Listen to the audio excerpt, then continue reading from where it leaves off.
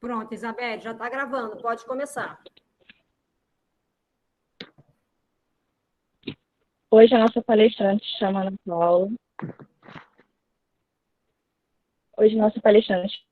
Ana Paula. Ela atualmente é graduanda em Engenharia em Química Ambiental no Programa de Pós-Graduação de Química da Universidade do Estado do Rio de Janeiro. Possui mestrado com ênfase em Química Ambiental, sendo bolsista. Trabalhou na síntese de dióxido de titânio puro, dopado e codopado, visando a degradação de corantes por fotocatálise. Ministrou aulas para o curso de bacharel em Oceanografia, Geologia, licenciatura em Física, licenciatura em Química e bacharelado em Engenharia Química, como professora substituta na UERJ. Departamento de Química Geral e Inorgânica no período de 2013 e 2014. Graduanda em Engenharia Ambiental pela Universidade Veiga de Almeida e em licenciatura pela Universidade do Estado do Rio de Janeiro. Foi bolsista de extensão do projeto Aprendendo a Gostar de Química Orgânica por 2 anos no Departamento de Química Orgânica da UERJ. Atuou como monitora de Química Geral e Inorgânica e teve o IC no projeto Química em Solução de... Não sei falar esse nome. Ana Paula, sabe falar? Clusters. Clusters trinucleares rutênio. Ana Paula? Você não está me escutando, não? Acho que travou. Solução.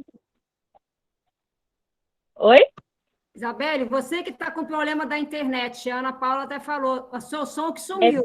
Clusters trinucleares de cromo, é isso? De rutênio.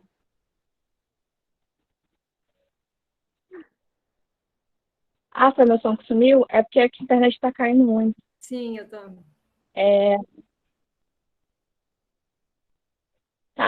Atuou como monitora de Química no Colégio e Curso Intelectos, foi estagiária da empresa Eletrobras e INEA, saindo devido à aprovação no curso pela Secretaria de Estado do Rio de Janeiro, que foi lá onde a gente se conheceu em 2015, que ela foi minha primeira professora de Química, no meu primeiro ano do ensino médio. Agora, Mônica. Bom, boa noite a todos.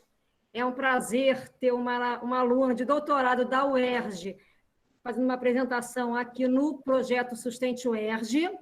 Eu já vou deixar o convite a outros alunos da UERJ ou de outras instituições que queiram participar do Sustente UERJ, dar uma palestra aqui no Sustente UERJ. Dentre eles, o Ricardo, do INEA. Viu, Ricardo? O convite está feito.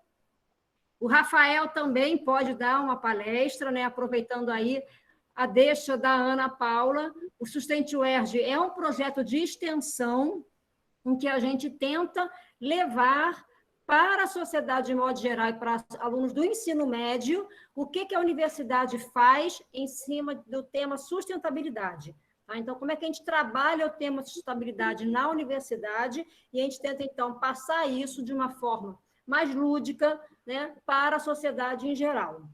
Então, aqui nós temos muitos alunos de cursos técnicos de meio ambiente, de ensino médio, e alguns alunos que estão prestigiando a Ana Paula, que são lá do nosso curso da pós-graduação em Química. Então, eu sou a professora Mônica, a Isabelle é a nossa aluna de iniciação científica da UERJ, e hoje, então, é ela que vai conduzir toda a live da Ana Paula. Então, eu gostaria de agradecer mais uma vez a Ana Paula por ter aceitado esse convite. E, Ana Paula, a palavra está com você. Tá bem. Eu vou falar de mim e vou falar sobre a Isabeli também na minha apresentação. Então, vou começar.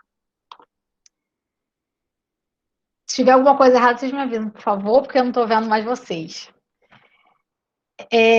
Eu vou falar hoje sobre a importância dos materiais adsorventes e eu vou explicar o que são esses materiais, porque tem muita confusão, né? Nos materiais adsorventes e absorventes.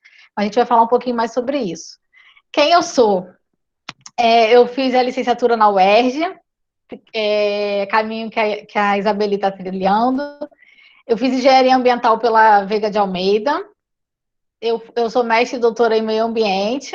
Toda a minha química é ligada ao meio ambiente, sempre foi. Todos os meus projetos são ligados ao meio ambiente, na questão da educação ambiental. Então, muitos trabalhos que eu publiquei em congressos têm a ver com educação ambiental, tanto ligada aos docentes quanto aos discentes. E a minha pesquisa sempre foi relacionada à remoção de poluentes em água. No meu mestrado, eu trabalhei com fotocatalisadores e agora no doutorado eu estou trabalhando com adsorventes. E aí, vou fazer meu jabazinho aqui logo. Quem quiser ver meu currículo, quiser ver o que eu posso fazer, que queira uma orientação, porque eu acho que, assim, muitos alunos aqui são da graduação, né? Eu fiz essa palestra pensando nisso, no início ali da graduação. Se quiser conversar, estou aqui para orientar vocês em monografia, TCC, porque é importante para a gente. Então, vamos começar a falar sobre os materiais, né? Que a gente está aqui para isso. O que são os materiais adsorventes, afinal? Existe a diferença dos materiais que adsorvem dos materiais que absorvem. Então, quando a gente usa o Perfex, a gente usa uma esponja, eles não estão fazendo adsorção, eles estão absorvendo a água. Então, eu não vou falar desses materiais hoje. Os materiais que eu vim falar é carvão ativado, argila, biomateriais que servem como adsorventes. Por quê? Porque existe uma grande diferença entre um e outro. E qual é a diferença entre esses processos? A adsorção, que a gente está mais acostumado, que a gente está presente no dia a dia, em questão de louça, do detergente, ou do secar o chão, papel higiênico. Aqui, eu adoro essa figurinha porque ela é bem explicativa. A adsorção, a molécula ela fica na superfície, ela fica agregada na superfície do material. Enquanto que na absorção ocorre a fixação no interior da massa dessa substância. Então, quando você está ali usando o papel higiênico, por exemplo, ele está fazendo a absorção, ele está fixando aquela água ou aquele xixi, alguma coisa, dentro na massa daquele papel. A adsorção, não. Ocorrem ali interações que fazem com que o fluido ou o gás fiquem na superfície do material. Então, a adsorção é um processo que a gente tem que entender que é um fenômeno de superfície. Então, vamos falar um pouquinho do processo de adsorção. É o enriquecimento de um dado fluido ou aumento da densidade desse fluido na vizinhança da interface. Nossa, entendi nada. Vamos lá, com as figurinhas fica bem mais fácil, né? Existe a superfície aqui, vamos analisar a superfície de um sólido. As interações aqui numa molécula que está no meio desse sólido são interações que são balanceadas. Então, você vai ter aqui uma força para um lado, para o outro, para cima e para baixo, então essa molécula aqui está estabilizada. Enquanto que na superfície, você tem um desbalanceamento, porque essa normal aqui, ela precisa de um balanceamento que não existe, porque não existem mais moléculas aqui. A superfície é o final do sólido. Então, o sólido vai ter uma força atrativa devido a esse desbalanceamento na superfície. Então, qualquer gás, qualquer líquido que esteja passando por aqui, ele vai ser atraído. Por quê? Porque essa força de coesão vai fazer com que esse material venha e se adsorva aqui na superfície desse material. O material que vai ser adsorvido, a gente chama de adsorbato. E o sólido, principalmente sólido, né? A gente vai falar bastante de sólido aqui, que são os materiais que a gente usa mais em aplicação ambiental. A fase que adsorve é chamada de adsorvente. E os sítios... Ai, a minha setinha some de vez em quando. E os sítios são locais na superfície onde pode ocorrer essa adsorção. Por quê? Porque esse material ele é composto por poros. Alguns poros são abertos, então vai ocorrer essa adsorção. Alguns poros são fechados, não são acessíveis ao material que está ali na superfície. Então, o material ele não é composto inteiramente por sítios. Então, aqui um exemplo de adsorção está passando aqui um gás, ocorre a difusão, né, entrada na superfície desse material aqui, ocorre a migração para os poros, esse material aqui é poroso, e forma-se, então, a chamada monocamada. A gente vai falar bastante dela ainda. Existem dois tipos de adsorções, a adsorção física e a adsorção química.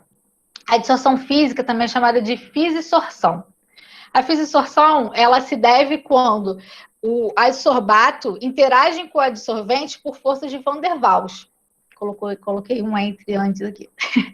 Por forças de Van der Waals. Então, eu coloquei aqui um exemplo da água em uma peneira molecular. Vocês já devem ter ouvido falar que são as zeólitas, né? São materiais porosos muito usados na indústria do petróleo para fazer craqueamento. Mas quando ela interage com a água, essa interação é fraca.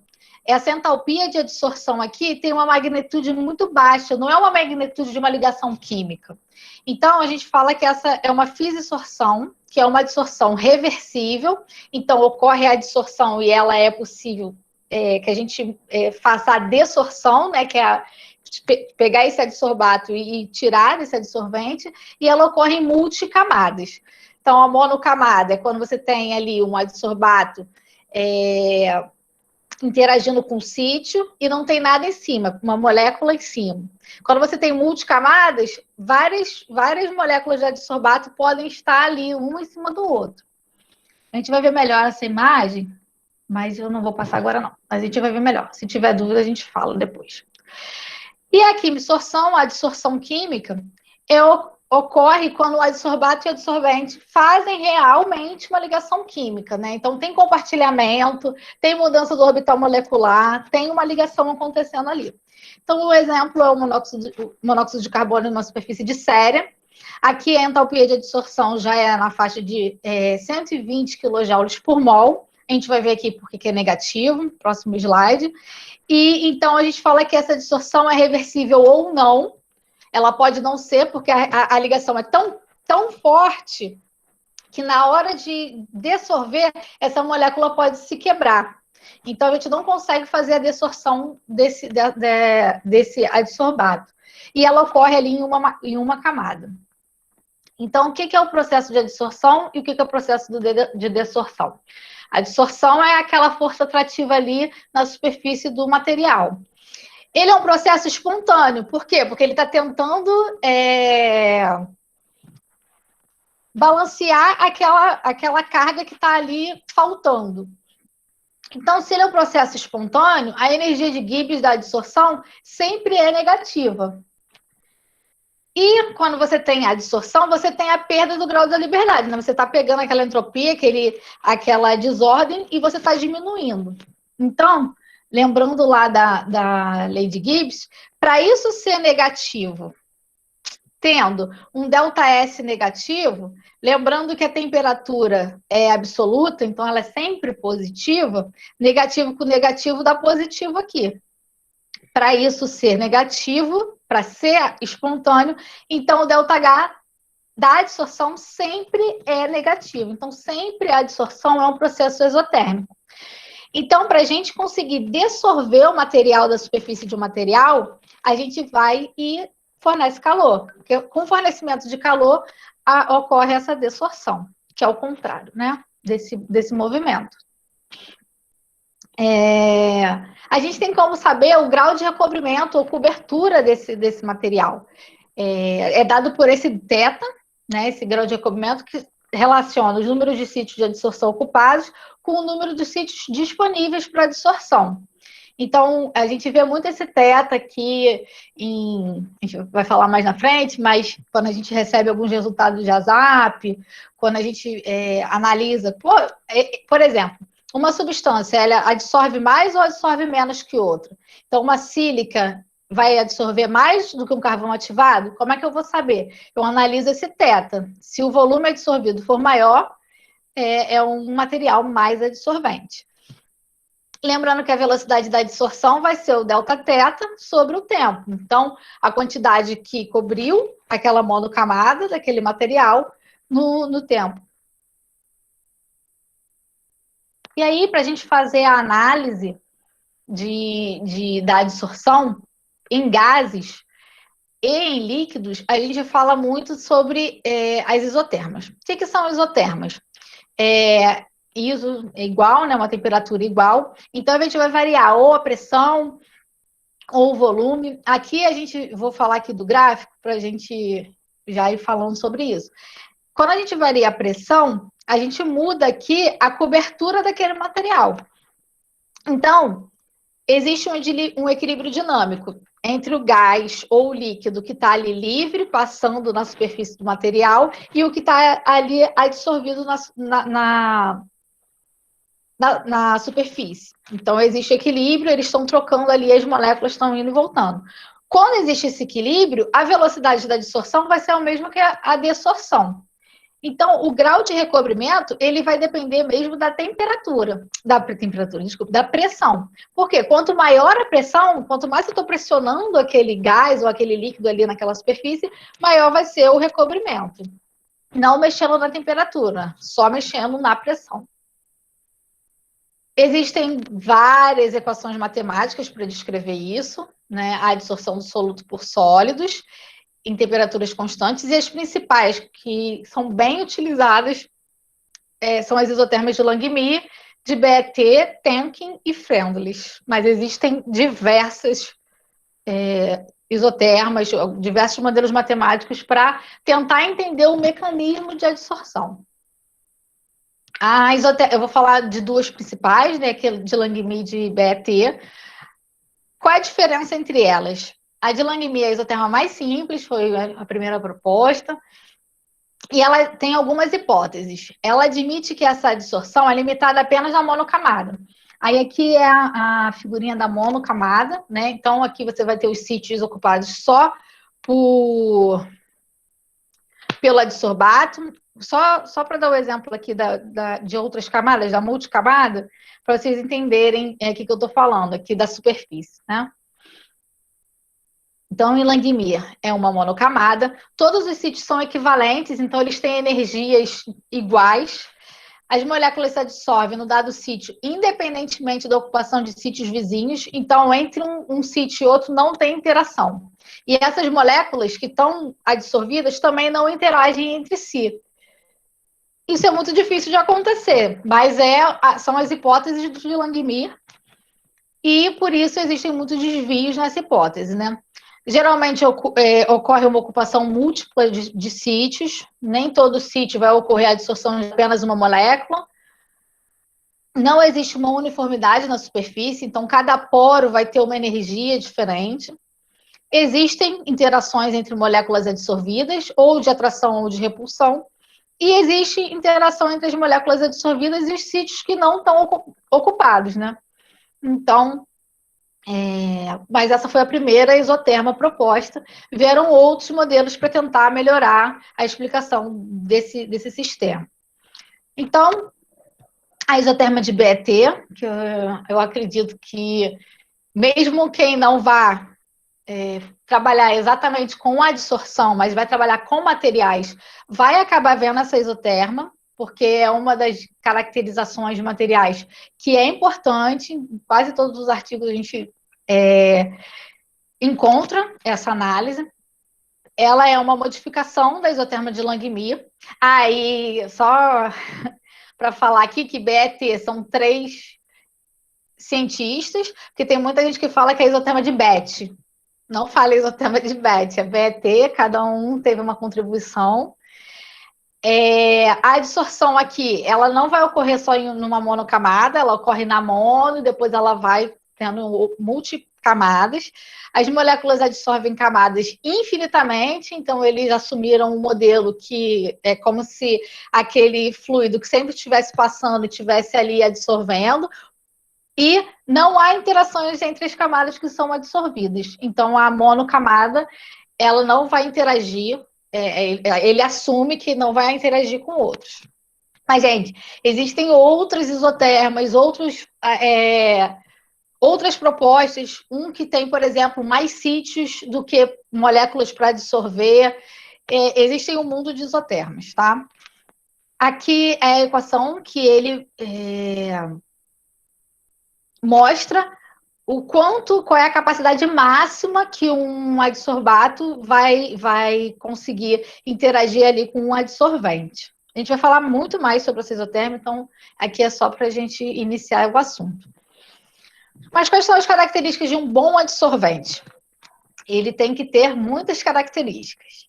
Ele tem que ser um material poroso para ter uma quantidade de sítios interessantes, uma elevada área específica, uma elevada capacidade de adsorção, um curto tempo de equilíbrio, então não adianta também ser um material que seja um bom adsorvente, mas ele vai absorver em 20 horas. Não é interessante para o meu processo. Ele precisa ter uma elevada vida útil. Não adianta também eu usar aquele material uma vez e ter que descartar. Eu preciso ter que fazer vários reciclos. Eu preciso fazer ele adsorver e dessorver, por exemplo, numa aplicação ambiental. Se eu quero fazer o clareamento de uma vodka, por exemplo, ela está ali com substâncias que eu não quero. Então, eu aplico o carvão ativado. Quando eu faço isso, depois eu vou remover esse carvão ativado e eu quero usar ele de novo, porque senão não é interessante economicamente para o meu processo. Então, ele precisa ter vários reciclos. Ele tem que ser capaz de remover uma ampla faixa de poluentes. Então, também não adianta eu conseguir remover a geosmina se eu não vou remover um determinado hormônio que está ali na minha estação de tratamento de água. Mas isso é bem complicado. Por quê? Porque são vários poluentes. Se ele está interagindo com um sítio, isso vai depender da carga. Então, se é polar, se é apolar. Então, existem várias coisas a serem pensadas aí em relação a esses poluentes. Ele tem que ser capaz de funcionar em várias concentrações do poluente, uma ampla faixa de pH e de temperatura. Aqui eu vou falar muito de zeólita, de carvão ativado, microporo, então eu já vim aqui com a definição da IUPAC, que fala sobre os micro, meso e macroporos. Zeólitas, carvão ativado, eles costumam ter em sua estrutura microporos, pela própria característica do material. Então, uma zeólita, ela já é definida como tendo microporos. E o que são esses microporos? Eles possuem tamanhos de 2 nanômetros ou menos. Os meso, entre 2 e 50 nanômetros. E aí vocês vão perceber aqui que eu escrevi carvão ativado de novo. Não está errado. Ele vai ter tanto micro quanto mesoporos. E a gente vai ver isso na própria produção do carvão ativado. E macroporos são materiais sintéticos, materiais cerâmicos, que são de 50 nanômetros para cima. Os sólidos não porosos, eles possuem baixa área superficial, então eles não são interessantes para um adsorvente. Já os sólidos porosos, eles vão ter uma superfície alta de contato, então aqui vão ter vários sítios que vão fazer com que esse adsorbato interaja com esse material. Então, quanto maior a superfície de contato, melhor, mais sítios prováveis de interação. E muitos catalisadores são suportados em adsorventes, em materiais porosos, para fazer com que a reação, esse adsorbato, ele pegue o reagente, faça uma transferência de massa, entre em contato com o catalisador, faz ali o processo que ele vai fazer, vai transformar aquele reagente em um produto e vai dessorver esse material. Então, alguns materiais são... A zeólita, por exemplo, ela é utilizada na própria indústria do petróleo, bastante utilizada. Mas, gente, falei de um monte de coisa, né? Falei sobre material poroso, área específica, reciclo, carga do material, mas como é que a gente verifica essa informação? Se eu olhar aqui para o pó, como é que eu vou saber que ele tem uma área alta, que ele tem uma carga X? Como é que eu vou saber isso? Eu vou ter que caracterizar esse material. E aí, existem diversas técnicas para fazer a caracterização desse adsorvente. Caráter é a qualidade do material que distingue do outro. Então, se eu produzir no laboratório um adsorvente que eu queira que interaja, por exemplo, com um corante aniônico, ele tem que ter uma carga positiva. Não adianta eu fazer um material que tenha ali compostos que tenham cargas negativas, porque ele não vai absorver, vão ter forças de repulsão entre eles. Então, isso tudo tem que ser pensado, isso tudo tem que ser caracterizado. Então, aqui, eu reuni as principais técnicas que eu vejo na maioria dos artigos de materiais. Aí a Mônica vai me xingar, vai falar assim, pô, Ana, você tá fazendo cromatografia e não colocou a cromatografia aí? A cromatografia é uma técnica super importante, né? Mas ela não caracteriza o material, ela pode caracterizar ali os produtos de degradação. Quais as propriedades dos materiais que eu quero ver? Então, por exemplo, se eu vou fazer uma técnica de difração de raio-x, eu estou querendo ver ali quais são a composição química, então se é uma magnetita, se é uma hematita, se é uma sílica mesoporosa, se não é. E eu quero ver as fases cristalinas que estão ali naquele material. Então eu consigo ver se o material é cúbico, se o material é ortorrômbico. Para fazer uma composição elementar, então eu quero saber se ali no meu material tem ferro. Eu faço uma fluorescência de raio-x ou uma absorção atômica. Aí vai depender aqui das características do material. Aqui é número atômico maior que 11, tá? Ficou faltando aqui o maior aqui. Eu ia botar depois, eu acabei de esquecer. Um degrada o material, o outro não degrada. Então você vai ter que analisar o que você quer ali no seu laboratório, o que vai ser interessante para você, o que você tem também acesso. Porque às vezes a gente quer fazer só que a UERJ não tem, a UFRJ está quebrado, então, enfim. O WhatsApp é uma técnica muito importante que a gente vai falar mais sobre ela, que fala tanto da área específica do material, então se esse material tem uma área superficial grande, a quantidade e a característica dos poros. Então, se é mesoporoso, se é macroporoso, qual é o tipo de poro, se ele é cilíndrico, enfim, a gente vai falar. A espectroscopia de infravermelho com transformado de Fourier, ela vai mostrar para a gente se tem compostos orgânicos presentes ali no material. A microscopia eletrônica de varredura e de transmissão são imagens, né? O microscópio, então ele vai ampliar aquela imagem, aquele teu material na casa ali de nanômetros. Então você vai conseguir ver se tem aglomerado, se não tem. Existem outras técnicas que são muito, muito importantes, tá? Potencial zeta também mostra a carga do material, se positivo, se está negativo. Aqui são algumas delas. Por favor, se tiver algum professor aqui que, por favor, não me xingue. São as mais vistas. Então, aqui eu coloquei umas imagens das caracterizações em geral, porque assim, eu sei que vocês muito passam ali pela UERJ, veem um monte de gráfico e falam, gente, o que essas pessoas estão fazendo ali? O que está acontecendo? Então, isso daqui são os gráficos que estão mostrando o que é o meu material. Aquele material lá, que é esse pozinho branco, que é esse pozinho preto, isso daqui gera, no caso, aquele branquinho ali, gerou isso tudo aqui. Né? Esses gráficos aqui, eles estão indicando cada uma coisa. Então, a difração de raio-x aqui está mostrando que existem poros ordenados, existe ordenamento do poro. Isso é uma característica da MCM41, que é uma sílica mesoporosa. Então, com esse DRX, eu consigo comprovar, em partes, que esse material, então, já estou num bom caminho, que esse material que eu consegui fazer lá no laboratório é, de fato, esse tipo de sílica. Que existem diversos tipos de sílica, família MCM, família SBA, então a gente precisa caracterizar.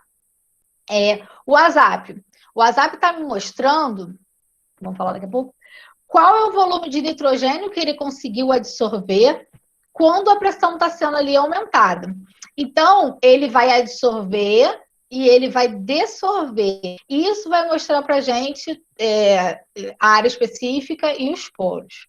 A análise termogravimétrica vai mostrar o quanto aquele material ele suporta, né? Então, aqui, por exemplo, esse material, o preto, a MCM41, ela suporta, está aqui em 1000 graus e ela não degradou quase nada.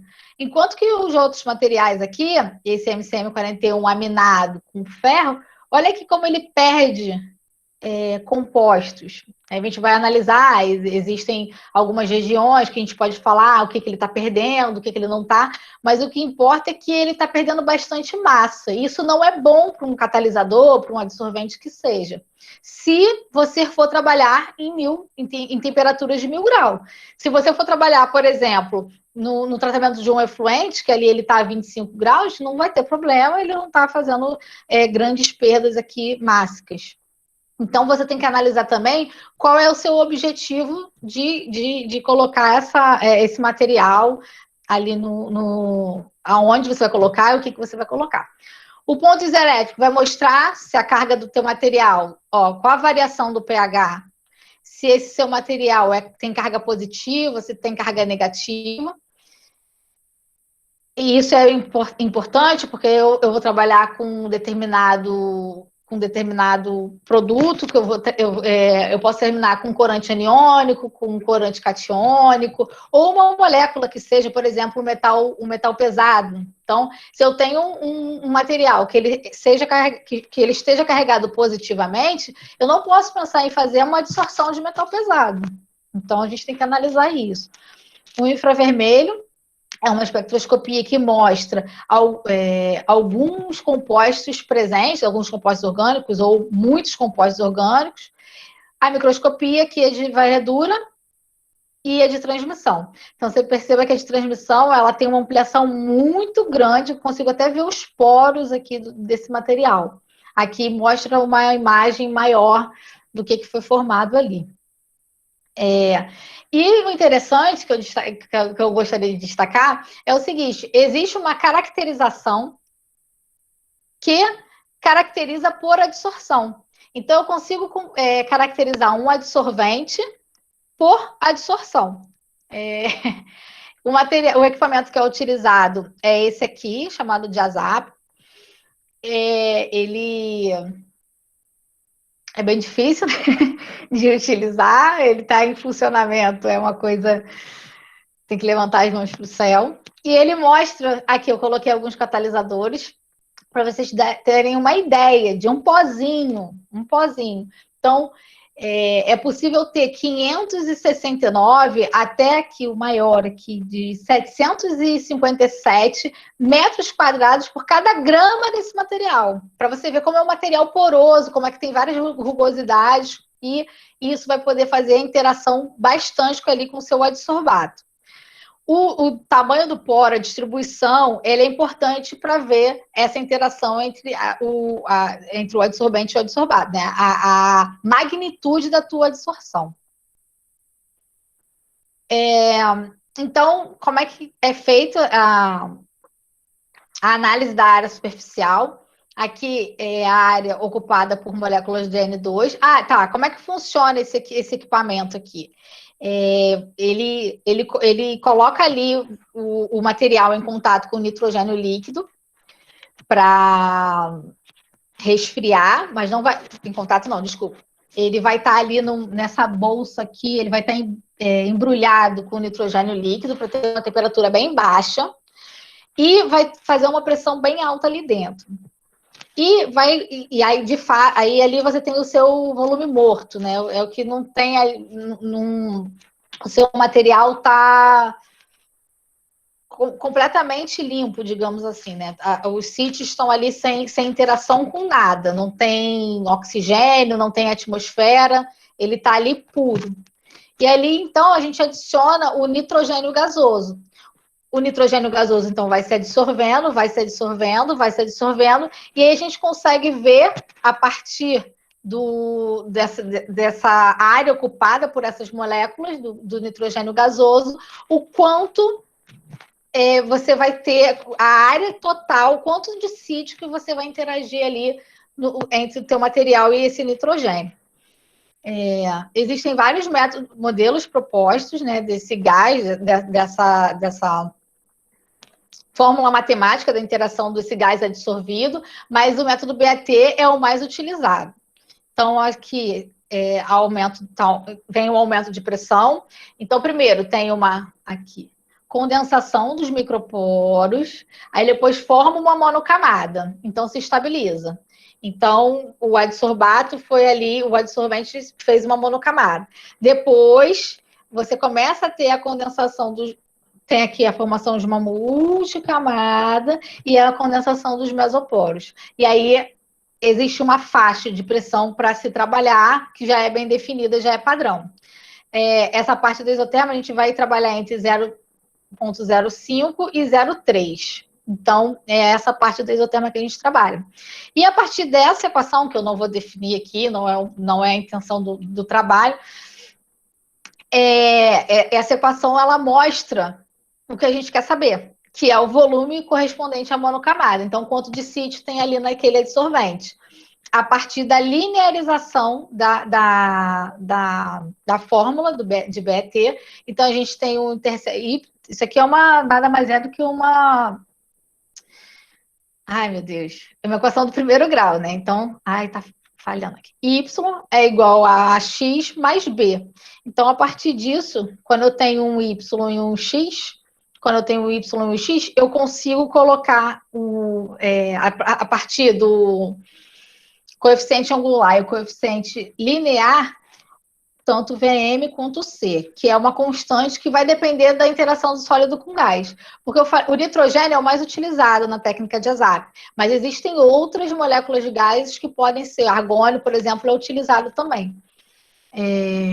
Mas isso é dado por essa metodologia, então não vai importar. O que importa é que você compare um adsorvente com o outro pela mesma metodologia. Então, se você usou argônio, você precisa comparar com outro que tem utilizado argônio também.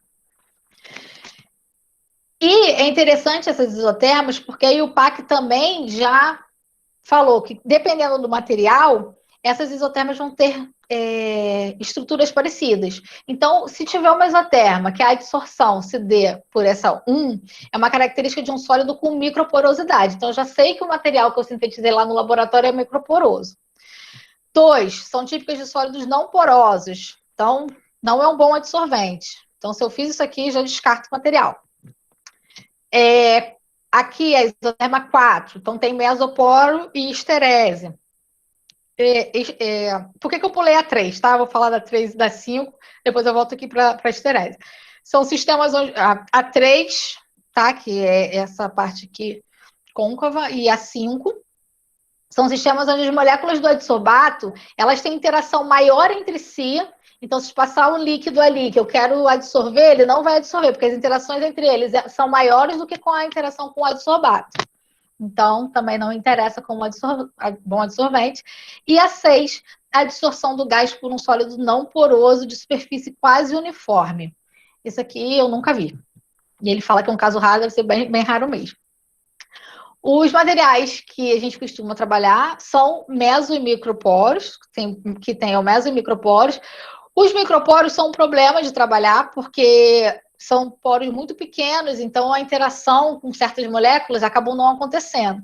Então, os materiais mesoporosos, eles são mais procurados, são mais interessantes. E aquela esterese que eu falei, esterese é essa barriguinha que aparece aqui entre a adsorção e a desorção, no caso do nitrogênio, né, do gás no material. Ela é interessante porque ela mostra as diferentes geometrias do poro. Então, aqui também já é caracterizado, isso aqui é da IUPAC. Aqui o H1, vou dar um exemplo, são poros regulares, formato cilíndrico. Então, os poros têm formato de cilindro. Então, de acordo com a esterese, eu consigo classificar tanto o poro, se é micro, meso ou macroporoso, quanto o tipo, como é que ele é, formato de cunha, cilíndrico, dendrítico. Então, tem essas diversas formas de poros aqui que já foram encontradas em algum material. Aí aqui é o emprego dos adsorventes na remoção de diferentes compostos orgânicos e inorgânicos. Eu coloquei aqui a foto da zeólita porque ela é bem encontrada, né? Existem diversos materiais utilizados na literatura, bagaço de coco aparece muito, sílica carvão ativado. E o que eu achei interessante aqui são os adsorbatos. Olha como é que é interessante a adsorção. Ela pode ser utilizada em vários compostos inorgânicos, nitratos, sulfatos, fosfatos, em vários metais pesados, cádmio, chumbo. Os COVs também são utilizados, não coloquei aqui, mas o carvão ativado ele absorve bastante os compostos orgânicos voláteis. Bem, o BTEX, os HPAs, é um mundo a questão da absorção. E aqui mostra as áreas específicas. Olha como são áreas grandes, né? Mas, para um absorvente, a área boa mesmo está lá na faixa dos 1.000 metros quadrados por grama de material. Mas aqui a gente já consegue ter alguns trabalhos já publicados com diversos adsorbatos. Bem, agora eu vou falar da aplicação desses adsorventes no meio ambiente, dele alguns exemplos, mas agora eu vou falar bastante sobre 2 materiais. Eu vou falar da estação de tratamento de água, na estação de Guandu, né, que é o que interessa a gente, está dando tanto problema aí, a gente vai falar um pouquinho sobre isso. E vou falar um pouquinho do meu trabalho também, que eu faço a remoção de corante, mas depois eu falo sobre ele. Vamos primeiro falar sobre a estação de tratamento. Uma estação de tratamento de água comum, convencional, ela tem esses procedimentos, né? Então, tem a captação da água, aquela água bem limpinha. Depois, o processo de coagulação e floculação, com a adição de coagulantes como sulfato de alumínio e cloreto férrico. Esse consumo de área eu achei interessante, eu vi no site do... Ai, meu Deus. Qual é o nome disso? De que faz SEDAI, da SEDAI, desculpa. Gente, vocês estão aí? Vocês estão me escutando? Sim, escuto. Ah, tá. Obrigada. Sim. Meu Deus do céu. Da SEDAI. Coagulantes, então, sulfato de alumínio e cloreto férrico, 140 toneladas e 30 toneladas, é coisa pra caramba. Ocorre, então, a decantação, filtração. Então, isso aqui é um processo normal que a gente vê lá do ensino médio, não tem problema nenhum, né? Desinfecção, coloca ali um cloro, fluoretação para não dar cárie, e depois faz ali uma mudança no pH para não ter problema na tubulação. Isso daí a gente já viu bastante. Só que a grande questão que a gente vê hoje é o problema do quê? Do odor e do gosto daquela coisa de terra mofada. Né, que é a presença da geosmina, que se fala muito, e também a presença do MIB, né, que é o 2-metil-soborneol. Nossa, um negócio de estranho, né, de falar, mas é isso aí. O que acontece? Quando tem uma concentração muito grande de nitrogênio e fósforo na água, ocorre aquele boom daquelas algas que a gente chama de alga azul, que tem aqui um nome estranho, que eu também não preciso falar, vocês estão vendo aqui ela na foto, né? E faz com que aquele córrego apresente coloração e eles, nos seus processos de rejeito, né? E de expelir substâncias, eles expelem essas 2 substâncias aqui, a MIB e a geosmina. E são perceptíveis em baixíssimas concentrações, em ppb, a gente está falando de ppb, né? Tem ppm. Então, ela é bem observada no gosto, quando a gente bebe. Então, foi necessário adicionar nesse processo aqui algum outro que fosse capaz de remover esses novos compostos da água.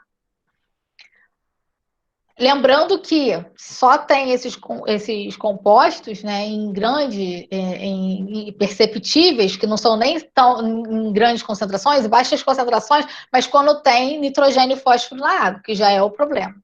E aí eu achei isso aqui na internet, que falava que o carvão ativado, ele era colocado depois da filtração, entre a filtração e a fluoretação. Mas, meus amigos do INEA, né, Ricardo, fiquei pesquisando isso hoje o dia inteiro, e, na verdade, esse carvão, ele é adicionado lá no início, na captação desse material, ele é adicionado aqui, e então, nesse processo de coagulação, ele acaba, coagulação e decantação, ele acaba decantando, e a água, então, acaba passando, né? A água limpa acaba seguindo o seu fluxo. Então, essa curiosidade aqui eu achei bem legal, né? Porque ninguém fala. Eu tentei ler em vários sites, em vários lugares e não se falava. Mas é lá no início que eles estão colocando o carvão ativado. E o que é o carvão ativado, né? O carvão ativado é diferente daquele carvão que você usa lá no churrasco. O carvão ativado é um produto carbonáceo, tem carbono na estrutura, mas a estrutura dele é bem porosa. E o carvão que você usa lá no churrasco, ele é vindo da queima da lenha. Então, é um material que não vai formar poro. Mesmo que você triture ele não vai ter assim uma boa. Esqueci a palavra. Um bom tamanho específico, né? Enquanto que o ativado, ele vem da queima de cortiça e lasca de madeira. Então, ele já vem de um material com menor estrutura. Então, eles possuem uma área superficial entre 800 a 1.200 metros quadrados por grama de material. Então, isso para um adsorvente é muito bom, né? A área específica dele é muito, muito interessante. Eles são de dois tipos, o carvão ativado pulverizado e o carvão ativado que é o granular, que é utilizado lá na SEDAI. A diferença entre eles está no tamanho do grão, né? O pulverizado, ele passa naquela malha de 80 mesh, tá? Então, aqui é 0,18 milímetros. O mm grandão, mas é milímetros. E os granulados são bem maiores, são aqueles bastonetes bem maiores. O carvão ativado ele é utilizado em vários ramos, bebida, químico, farmacêutico, todos esses setores que vocês estão vendo aí. Achei interessante que no vinho eles colocam carvão ativado para ficar mais claro. A absorção de gases ocorre quando tem ali um ambiente poluído, ocorre muito em fábricas. Tratamento de água, que a gente está vendo aqui da SEDAI, farmacêutico utilizados em alguns antibióticos, químico, tratamento de ar, enfim, tudo isso. Como é que é feita a fabricação do carvão ativado? Qualquer matéria-prima que tenha carbono, a gente pode queimar e formar o carvão ativado, né? Mas só que nem todos são viáveis. Por quê? Porque nem todos vão formar esses poros desejáveis, essa área desejável. Então, no Brasil, usa-se muitas madeiras de pinos, acácia e cascas de coco, mas não é muito usual, mas pode-se usar também o carvão mineral, como o hule e o antracito. Existem dois tipos de processos de ativação do carbono, para ele ser considerado carvão ativado, né? Essa parte aqui, eu talvez saiba de cabeça, mas eu prefiro ler para não falar nenhuma besteira. Mas não vou achar agora, então tudo bem. Então vou falar. O processo de ativação físico, primeiro é feita a carbonização. A carbonização é a queima em uma temperatura controlada desse material, né, dessa madeira. Depois é feita uma ativação. A ativação são feitos removida a umidade para que o que aconteça, aqueles gases que são produzidos da queima daquele material, eles mesmos produzam a estrutura porosa ali naquele carvão. Então, isso faz com que ocorra a ativação, exista esses poros bem definidos entre micro e mesoporos e uma área específica elevada. Depois ocorre o processo de resfriamento, peneiramento, secagem, moagem, polimento, separação granulométrica e a embalagem. É diferente da ativação química, no qual são colocados ali ativantes químicos, como ácido fosfórico ou cloreto de zinco. É feito, então, o aquecimento e lavagem, então, depois é feita a separação, granulométrica e embalagem. Então, aqui são usados agentes diferentes, né, entre um processo e outro. Então, logo, esse daqui é mais caro. E vou falar um pouquinho da minha pesquisa, porque, né, tem que falar da minha pesquisa. Eu uso num adsorvente que eu fiz em laboratório. Todos aqueles gráficos ali que eu mostrei de caracterização são no meu material para tratar corante. Por quê? Como eu falei, gosto e odor são características muito perceptíveis para quem está ali sendo... Ai, meu Deus. Está utilizando, usufruindo daquela água. Então, o tratamento dessas duas características físico-químicas, elas são muito importantes. É óbvio que tratamento com herbicida, com hormônio, que vai trazer câncer a longo prazo, é de super importância, mas um efluente que tem a cor chama mais atenção. Então, eu escolhi o alaranjado de metila, né, um corante que é utilizado na indústria química. Ele tem uma estrutura de azocorante, né, que ele tem essa N-dupla-N aqui, e essa conjugação faz com que ele tenha essa coloração. E eu estou trabalhando não com carvão ativado, e sim com uma sílica mesoporosa, junto com chá preto. Isso mesmo, eu pego o saquinho de chá preto e coloco lá para reagir com essa sílica, para tentar fazer um material que seja verde e interessante como adsorvente. E eu consegui. Dá para ver aqui que eu consegui tratar essa batelada, né? Estava bem concentrada, no final ela ficou límpida. E aqui é uma foto. Ah, não dá para ampliar. Do material que era branquinho, ele ficou alaranjado. Então, dá para ver o adsorbato ali na minha sílica. Bem, primeiro eu vou falar da síntese verde que eu fiz. Por que eu escolhi, por que eu optei? Bem, primeiro porque eu sempre prezo para a questão ambiental.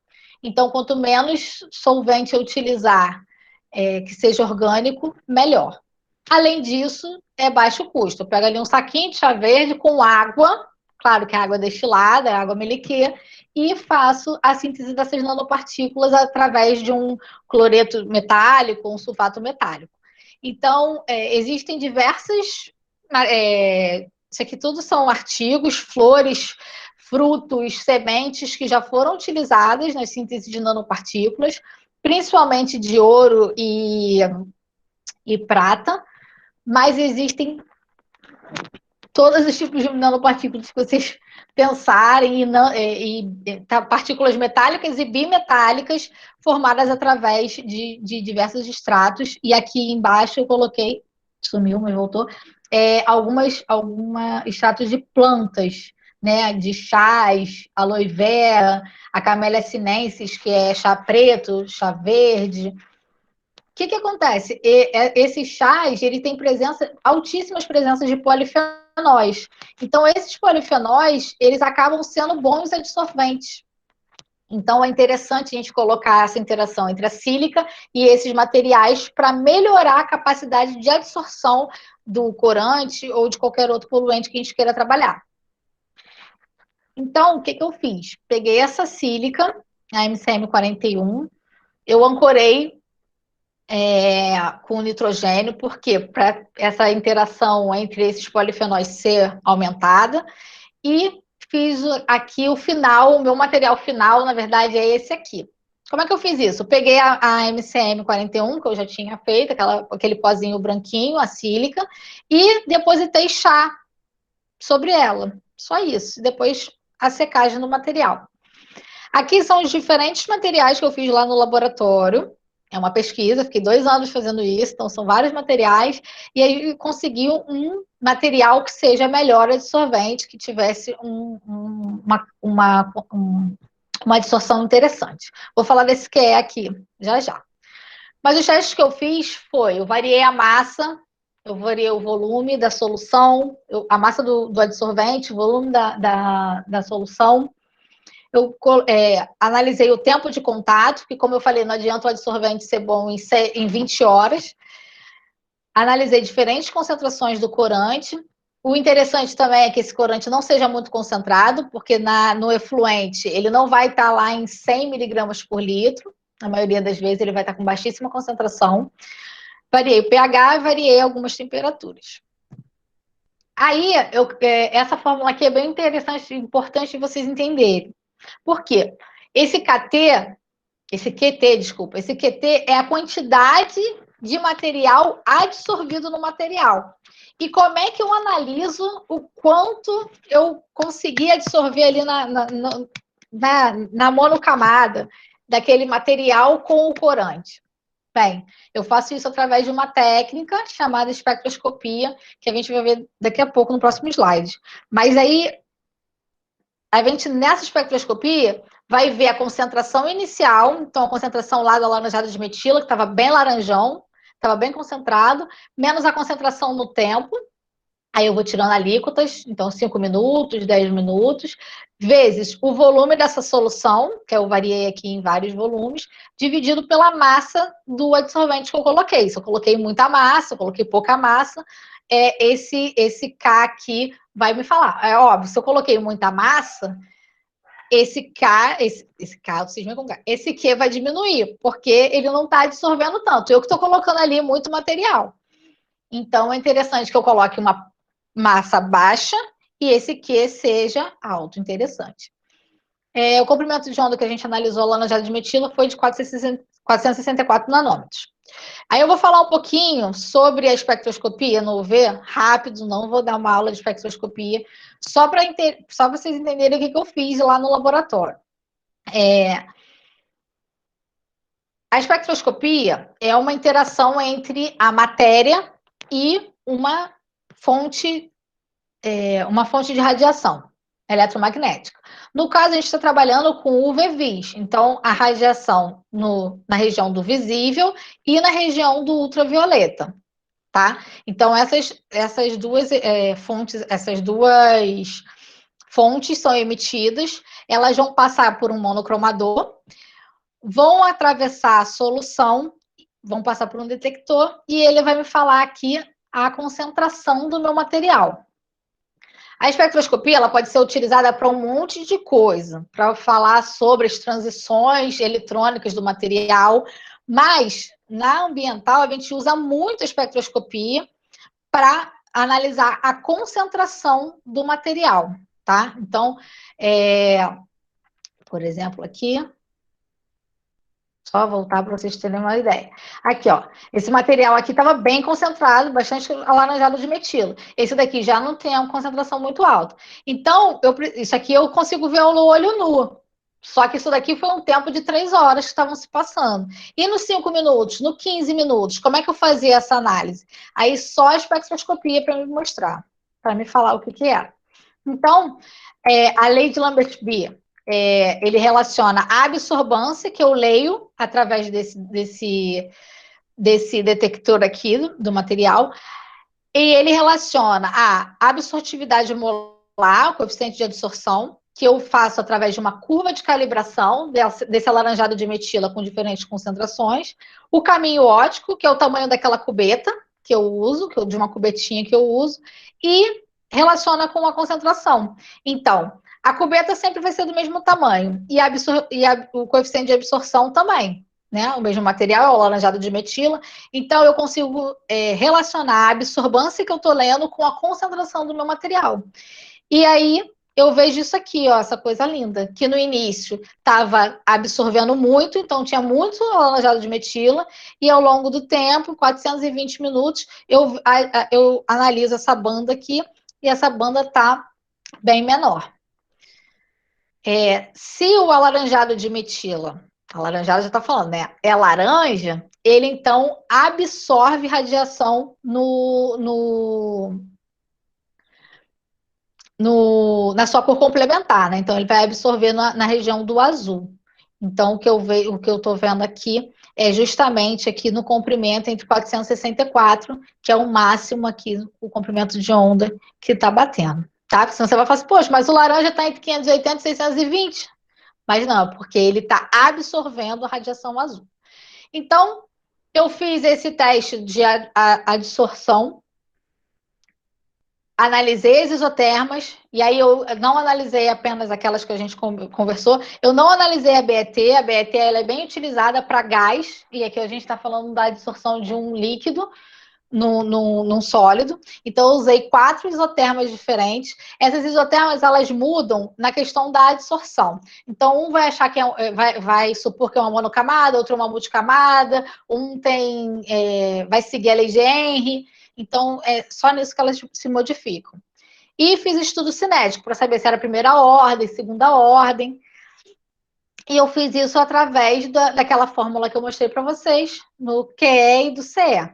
Então, aqui eu tenho o tempo, aqui eu já vi aqui que em 200 minutos eu tenho um equilíbrio. Eu adsorvi tudo de alaranjado de metila possível nessa sílica mesoporosa. Aí aqui são as isotermas e as equações que eu usei lá no programa, no Origin, para analisar aqui esses dados experimentais. E eu percebi que o Friendly's me deu um resultado melhor, então ele seguiu essa isoterma de Friendly's. Além disso, eu fiz alguns outros testes, analisei a cinética, analisei com outros corantes, o alaranjado de metila, como esperado, era o que melhor daria resultado. A temperatura também, aqui, a gente falou que era uma reação exotérmica. Então, de fato, com a temperatura aumentando, o QE diminuiu drasticamente. E aqui eu fiz alguns ciclos e o meu material conseguiu ser reutilizado 4 vezes. Não é um bom resultado para uma dissolvente que eu queira empregar ali na SEDAI, por exemplo. Mas, comparando com a literatura, eu consegui um QE intermediário entre alguns trabalhos. Aqui eu coloquei aqui a análise de materiais parecidos com o meu, tanto que tenha ferro quanto tenha a aminação da MCM, e diferentes corantes. pH também parecido, coloquei aqui algumas referências, e alguns absorveram menos, alguns absorveram mais, é uma pesquisa, né? Então eu estou ali ainda trilhando um caminho. Mas consegui publicar meu filho, que é a identidade do meu filho. E quem quiser ler, vou deixar o link aqui. Não sei se eu vou conseguir disponibilizar esse material para vocês lerem, se tiver alguma dúvida, quiser me perguntar. E agradeço muito. Falar um pouquinho da Isabeli, que me convidou para dar essa palestra no Sustente UERJ. Fico muito feliz. Essa história começou lá no primeiro ano, meu primeiro ano de estado, estava super assustado, não sabia o que fazer, caí em setembro, e eu falei, meu Deus, o que está acontecendo aqui? A turma era super agitada, foi uma das minhas piores turmas, 2 turmas me marcaram, ela é uma delas, ela estava lá, mas já aviso logo. Mas, assim, valeu a pena, porque você está na UERJ, é uma universidade. Eu só tenho orgulho. Assim, tanto comigo, tá dando eco agora, eu acho. Tanto como professora, quanto como aluna. Eu só tenho a agradecer aos professores, a Ângela, a Mônica, a Naquete, professoras incríveis que sempre estão super disponíveis e ajudando a gente ao máximo sempre. Ao meu grupo de pesquisa, que está ali sempre comigo. E agradecer ao UERJ me dar essas oportunidades de ver uma aluna minha no ensino médio aqui comigo, e eu espero mais e mais e mais pessoas sempre. Eu fico muito feliz quando eu vejo meus alunos na UERJ, na UFRJ, e é isso. A gente trabalha nessa vontade aí. E é isso, gente. Obrigada. Falei pra caramba.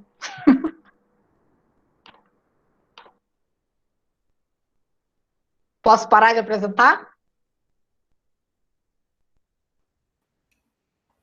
Pode sim, Ana. Agora vai começar a parte das perguntas. Sim. Temos várias perguntas para você, né? Isabelle vai ler as perguntas que recebeu tanto por e-mail quanto aqui no chat.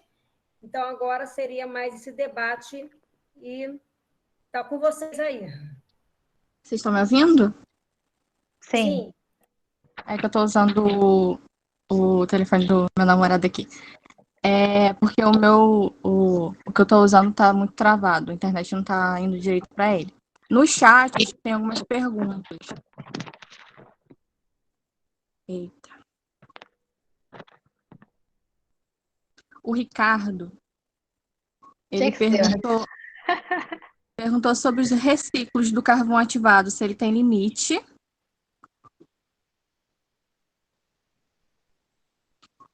Respondo agora? Sim, sim. Tá.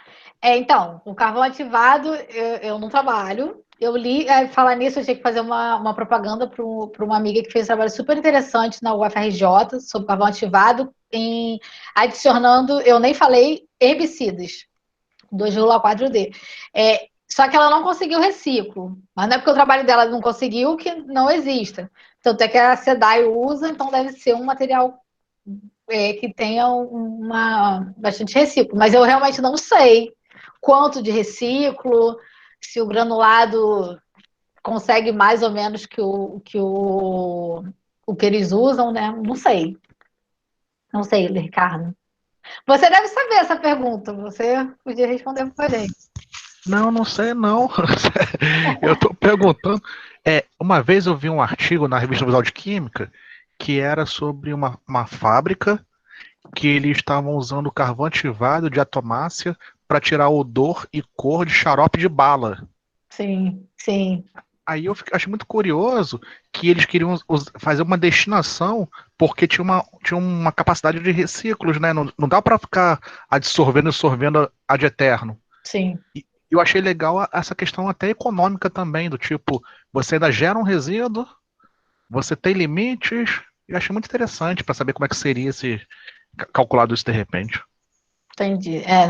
Assim, uma das minhas tristezas no doutorado foi justamente essa, porque no mestrado eu consegui um fotocatalisador que tinha 40 reciclos. E aí eu fiquei, poxa, ótimo, chegou no doutorado, o meu adsorvente só tem 4. Eu só consigo reutilizar ele 4 vezes e mesmo ali a quarta já tem um rendimento bem baixo. Mas eu acho que talvez isso possa ser uma característica do adsorvente, né? Eu não sei, posso pesquisar isso. Aí o Alan perguntou: por que temos que usar o nitrogênio líquido para manter a temperatura do adsorvente bem baixa e assim utilizar a técnica de ASAP? Então, porque o nitrogênio líquido, ele fica na casa do menos 298 graus, né? Então, tipo assim, ele mantém. A gente quer manter ali um vácuo, a gente quer manter ali aquele material totalmente sem absorção de nada, aqueles sítios ali totalmente livres. Então, a gente consegue com uma baixa temperatura.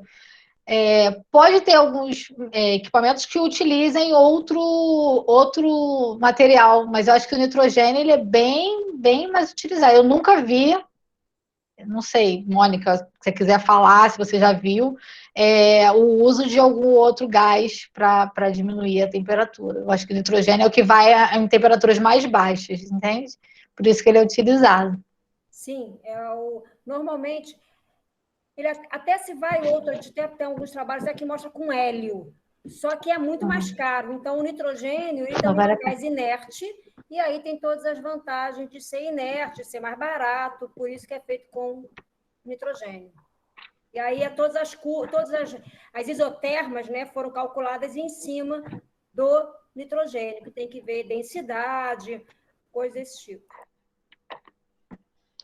O Ricardo perguntou novamente se dá para garantir a porosidade uniforme do chá e se é possível extrapolar essa combinação carvão-chá para a escala piloto e se está avaliando essas condições por quimiometria, análise multivariada.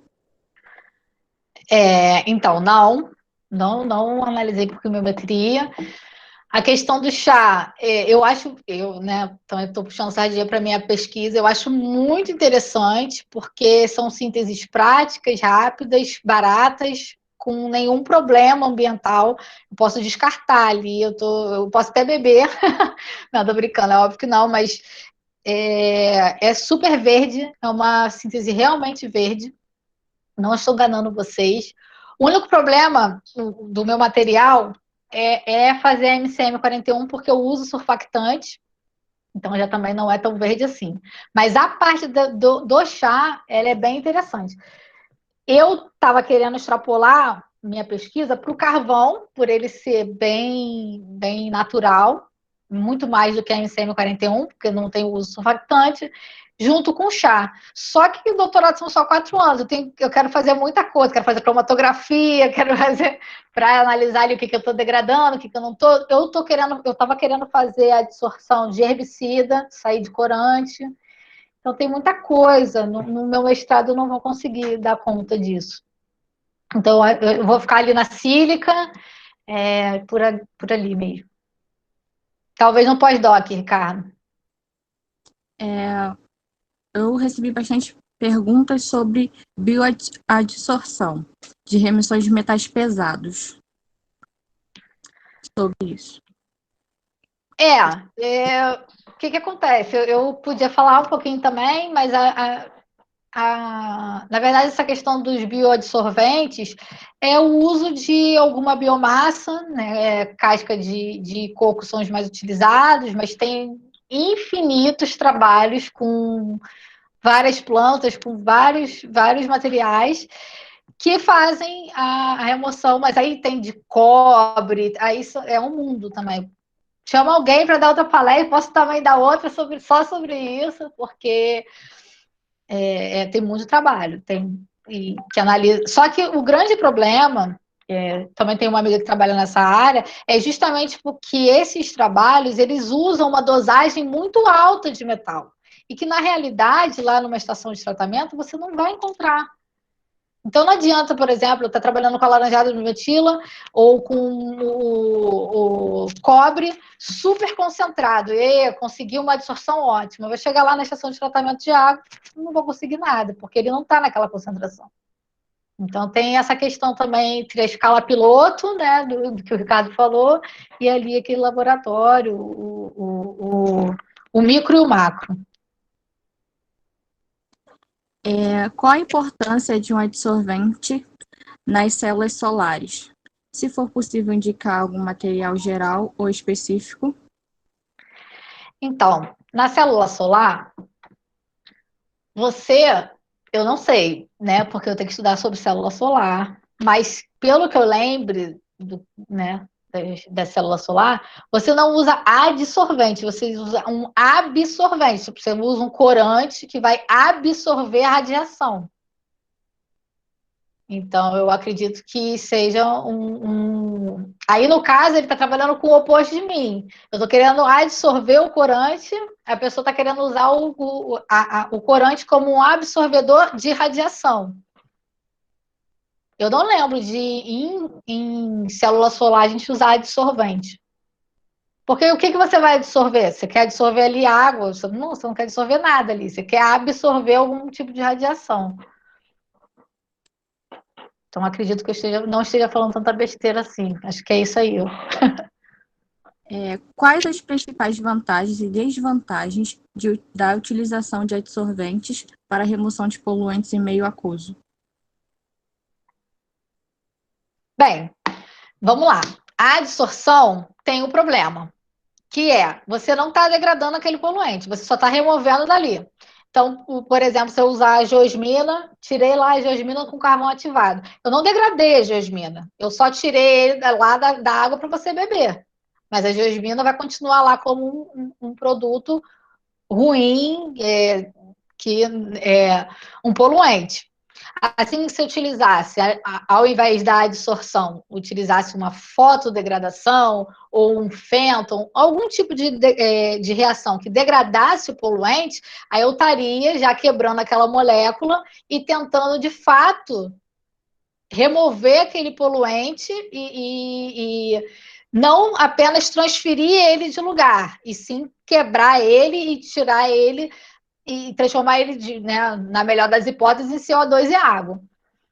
Então, eu acho que tem as suas vantagens e suas desvantagens. A vantagem é um processo que você tá resolvendo ali seu problema. Você está limpando a água, você está tirando o corante, você está tirando a geosmina, você está tirando o metal pesado, mas você está só transferindo, você não está quebrando nada. a questão da fotocatálise, ou de qualquer problema de fênton, ou que você tenta degradar, é que às vezes você pode gerar um poluente pior do que a molécula de origem, né? Que é por isso que eu até fui fazer cromatografia, disciplina de cromatografia, porque vou quebrar o alaranjado de metila em quê? Eu preciso analisar. Essas quebras, elas talvez gerem radicais que sejam mais reativas lá com o peixinho do que o próprio alaranjado. Então, eu acho que tem as suas vantagens e suas desvantagens. Eu acho que eu tentei explicar, né, o que é de cada um. Se não deu para entender, você me fala que eu falo de novo. Deu sim. Qual o maior problema envolvendo o tratamento de água no Brasil? Você sabe responder? Nossa. Política, pode ser? Não, né? Não vou falar sobre isso. Olha,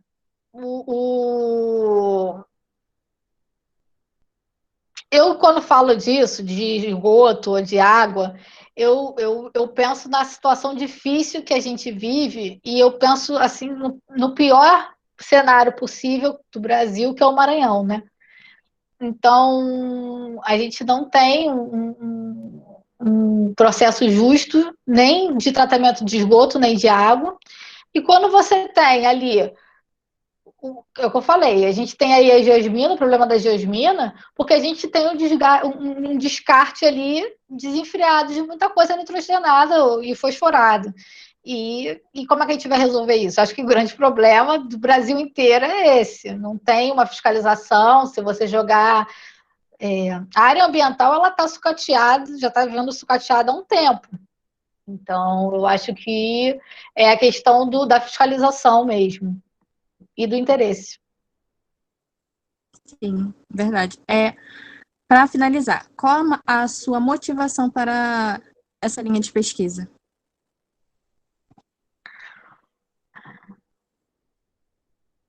Olha, eu quis mudar um pouco de fotocatálise, já que era uma área que eu já conhecia. Então, eu não quis ficar uma pessoa muito especialista. Eu quero ser mais generalista, porque eu acredito que a área ambiental, ela seja... não adianta você chegar lá e você só sabe de osmose reversa. Entendeu? Eu acho que você, na área ambiental, você tem que ter ali um leque de saber os materiais, de características de efluente, dos materiais que você está utilizando.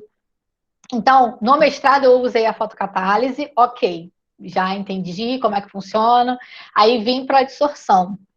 Agora, no meio do caminho, eu qualifiquei, né? O doutorado são 4 anos, eu estou no meio do caminho, já tô indo já, mas...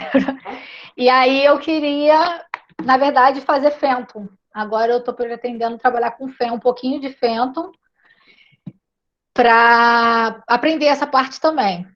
Só que, como eu falei com o Ricardo, eu quero fazer fênton, eu quero trabalhar com herbicida, eu quero trabalhar com catálise plasmônica, que é uma área que está um boom também, que trabalha com nanopartícula de ouro.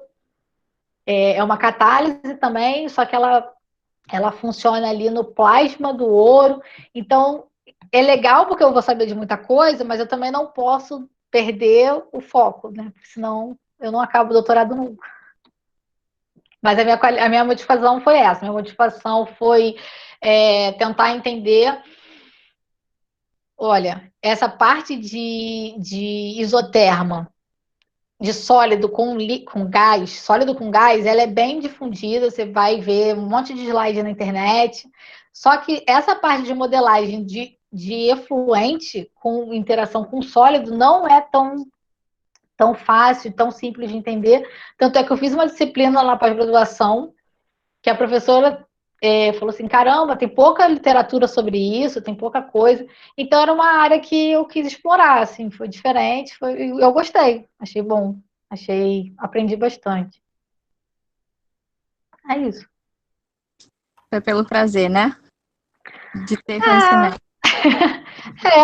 Não dá para ficar parado, a gente tem que aprender sobre tudo, e aí eu fui para essa Contribuir, né? área. Muito obrigada por participar, por dar essa palestra. Obrigada a Mônica, você, Isabelle. Eu quero falar aqui. Ana, eu agradeço muito a sua participação, foi ótima a apresentação, a gente consegue ver a sua motivação, né? Como você gosta de fazer o que você faz, parabéns. Obrigada. Aquilo que eu te falei mesmo na aula de cromatografia, uma coisa é o projeto de tese, outra coisa é o projeto de vida. Você pode fazer o que você quiser, mas na tese de doutorado tem o início, meio e fim. É importante a gente, né, não se perder no nosso mundo, porque a gente que tem empolgação, tudo chama atenção, a gente gosta de tudo, a verdade é essa, né? A gente quer aprender, a gente vê uma aplicação, a gente está querendo ali ver que é uma novidade, a gente quer conhecer mais. E você tem esse espírito assim, né? Tanto que você já fez uma porção de coisa, foi muito bom conhecer você, mas, né, saber como é que é você fora da UERJ, saber da sua influência junto com os alunos do ensino médio. Foi muito bom, fiquei muito feliz em saber disso. E o problema da água no Brasil, né, é muito político, sim. Até o Pedro Lucas aqui do Maranhão, tem até gente, tá vendo? Ih, caramba, falei do seu estado. Ai, meu Deus. E é um problema muito sério, sim, a água, porque os nossos mananciais estão com qualidade muito inferiores. Então, ele exige um tratamento muito severo. Você tem que colocar muitas substâncias na água, que, como ele falou, tem excesso de cloro na água. Sim, porque chega a água muito ruim para ser tratada. Esse é o nosso maior problema, a qualidade dos mananciais, da onde se capta a água, que a gente usa na nossa casa. Como é uma água que tem que ser potável, então você precisa realmente de uma carga de produtos muito elevada. Esse é um dos problemas, que o processo é caro e nem sempre eficiente, né? Acontece, às vezes, vários outros problemas. Mas eu acho que se tivesse uma fiscalização do que está sendo depositado... Com certeza. O problema todo é a fiscalização do esgoto. Sim, sim. Né? Uhum. Fiscalizar o esgoto aí, que provocar aqui o pessoal do órgão ambiental, né? A fiscalização do esgoto, que se... Para o Ricardo aqui, quando o Ricardo for apresentar Sustente UERJ, convidar o Ricardo, vai ser o nosso próximo convite para vir apresentar aqui, e aí a provocação para os órgãos ambientais, que a fiscalização, eu sei, eu estou brincando, tá, Ricardo? Eu sei que a fiscalização é extremamente complexa, porque você tem, além de você ter poucos fiscais, infraestrutura, a legislação também é meio fraca em alguns momentos, então dificulta, mas eu acho que é uma provocação mesmo, mas é importante que todos nós, né, nós da universidade, como nós que não somos da universidade, como tem aqui pessoas que não estão na universidade, tem aqui uma da técnica do meio ambiente da Fundação Osório, né? A Yasmin, legal, Carol. Muito bom. Conheça como é que funciona e quais são o que está envolvido por trás. Ricardo, você quer falar alguma coisa, já que eu citei seu nome? Quer se defender? Não, eu vou dar um spoiler. Dependendo da situação, gente, a fiscalização existe. Eu mesmo já multei a SEDAI várias vezes. O Estado multou o Estado. Mas a questão é que quando você é no serviço público e você vai autuar o próprio serviço público, que esgoto e água, quem tem que cuidar da proteção é o município. As coisas não acontecem. Aí você fiscaliza, você encaminha para o Ministério Público, faz acordo com as prefeituras e ela fala, olha, se eu investir em saneamento, eu não posso investir em educação e saúde. Então, realmente a fiscalização, ela existe. Só que acontecem essas coisas em âmbitos políticos que ultrapassam a esfera do órgão ambiental e administrativo de políticas públicas de prefeituras. Legal, obrigada, Ricardo. Por nada. Então, como eu falei, foi maravilhosa, foi uma das lives que a gente teve o maior número. Então, para quem eu Poxa, até obrigada. Parabéns. E aí teve uma aula aí de ASAP. Uma coisa que eu ia falar, eu dou de exemplo, você deu o exemplo aí do papel absorvente, né, daquela figura, eu dou de exemplo, quando o pessoal fica com dúvida, o que é adsorvente e o que é absorvente, eu falo, absorvente é comer a torta. Você absorve a torta, ela atravessa uma membrana, então isso é uma absorção. A adsorção é a torta na cara. Você só está com ela na cara, mas você não absorveu aquela torta. Tá? Então, é sempre o exemplo que eu gosto de dar, porque as pessoas fazem muita confusão. Né? Sim. O que é absorvente, o que é adsorvente. E pessoas assim, de nível superior, Sim, sim. Né? Biólogo faz uma confusão danada, porque eles só conhecem a absorção, então, para eles, tudo é absorção. Quando você fala em adsorção, eles... E já teve casos que eu mandei alguns artigos para a revista de biologia, eles me corrigiram que eu tinha colocado errado a adsorção. Eu disse, não, é adsorção mesmo. Eu falei assim, essa revista não vai entender nada, é melhor eu procurar uma outra revista. Mas acontece isso, há uma dúvida muito grande. Então, é interessante que as pessoas saibam disso. Eu vou a sua live vai ficar salva no YouTube, né? No canal do Sustente UERJ do YouTube, então ela é pública. E eu vou depois, quando eu começar a falar, o Rafael mesmo está aqui assistindo, quando tiver alunos que vão trabalhar com adsorvente, eu vou pedir para assistir a sua live. Poxa, Carol! Uma aula assim, dos conceitos de adsorção, excelente, foi ótimo. Adorei. Obrigada. Foi assim, iniciozinho de noite de sexta-feira, muito bom, gostei muito. E obrigada a todos vocês que participaram, e a você também. Obrigada, gente, por estarem aqui, gostarem do meu projeto, assim, ficar escutando, a gente falar de química sexta-noite é complicado. Obrigada mesmo.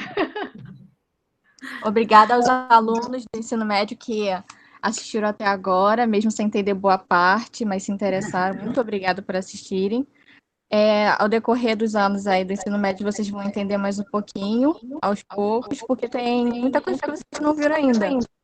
Mas se vocês quiserem seguir essa carreira de química, aí vocês vão ter esse prazer que a Ana Paula tem, entendeu? Então, muito obrigada por a inscrição de todos, a participação, muito obrigada. Okay. Boa noite, gente. Tchau. Beijos. Tchau. Beijo, beijo.